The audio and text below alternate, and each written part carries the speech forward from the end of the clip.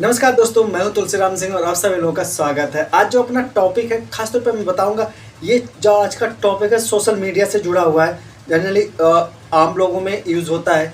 आप लोगों ने सुना होगा, थम्स अप इमोजी का नाम सुना होगा, देखा भी होगा, आप लोग भेजते भी हैं ऐसे करके जो होता है थम्स अप वाला, जैसे ना ऐसे ऐसे होता है। वही वाली इमोजी की बात है जो कि कनाडा कोड से लिया गया। बहुत ही इंटरेस्टिंग और बहुत ही यूजेबल और बहुत ही इन्फॉर्मेटिव वीडियो होने वाले, क्योंकि जनरली आप लोग ऐसे ही थम्स अप वाला इमोजी यूज़ करते रहते हैं। तो इसमें भेजते समय क्या सावधानियां रखनी चाहिए, इससे रिलेटेड इस कानून के बारे में हम बात करेंगे।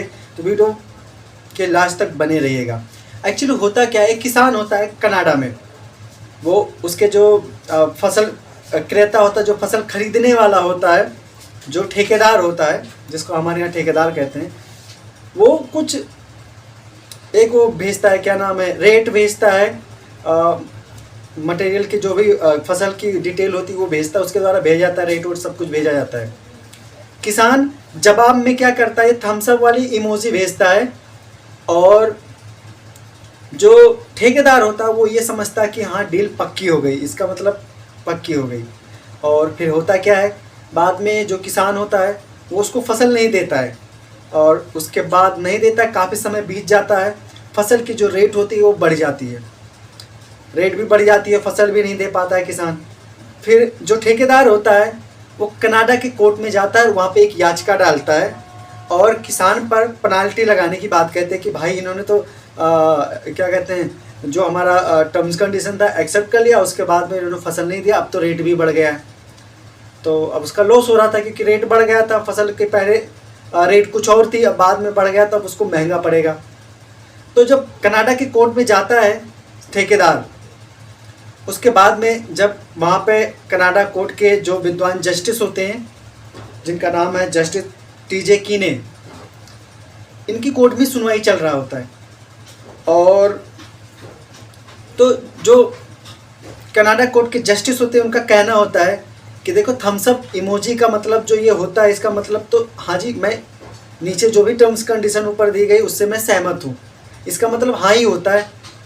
लेकिन किसान कहता है मेरे कहने का मतलब ये था, इस लोगों को भेजने, मतलब ये जो लोगो होता है इसको भेजने का मतलब ये था कि मैं खाली, मुझे मैसेज रिसीव हो गया, लेकिन मैसेज रिसीव हो गया तो ओके, या कुछ और टाइप कर सकते हैं। बट जो थम्स अप इमोजी की डिक्शनरी होती है, जिसमें सोशल मीडिया चिन्हों की डिक्शनरी होती है, उसको देखने के बाद में माने कनाडा कोर्ट के विद्वान जस्टिस द्वारा ये फैसला लिया जाता है कि जो थम्स अप इमोजी होता है इसका मतलब ये होता है कि मैं सारी चीज़ें, टर्म्स कंडीशन जो ऊपर दिए गए हैं वो मैंने एक्सेप्ट किया।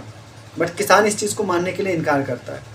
और जो ठेकेदार होता है, केस चलता है, उसके बाद में ये होता है कि जो ठेकेदार होता है, ठेकेदार को किसान के ऊपर पेनाल्टी लगाया जाता है। और मतलब जो वादी होता है, इसमें वादी जो ठेकेदार होता है, प्रतिवादी इसमें किसान होता है, उसको कनाडा कोर्ट द्वारा 82,200.21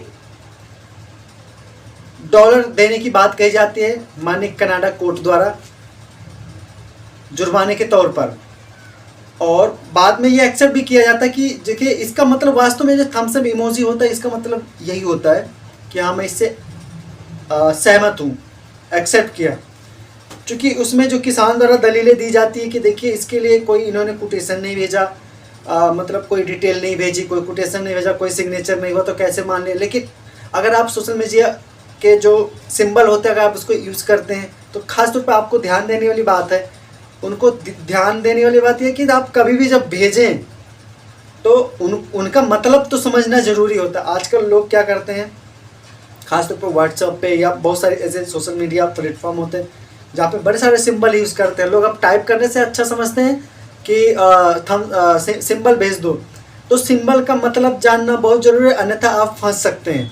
जैसे कि कनाडा का किसान फंस गया, जिसको तकरीबन 82,200.21 डॉलर का नुकसान हुआ, कोर्ट ने उसके ऊपर जुर्माना लगाया। तो आगे से आप कभी भी अगर सोशल मीडिया के जो सिंबल होते हैं उनको यूज़ करते, ध्यान रखना उसका मतलब ज़रूर जानना, अन्यथा अगर आप मतलब नहीं जानते तो आप टाइप कर दीजिए यस या नो, लेकिन खाली ऐसे भेजकर आप फंस सकते हैं, ध्यान रहे। कैसी लगी वीडियो कमेंट करके बताना। मैं फिर मिलूँगा ऐसे लीगल टॉपिक अपडेट लेकर। जय हिंद।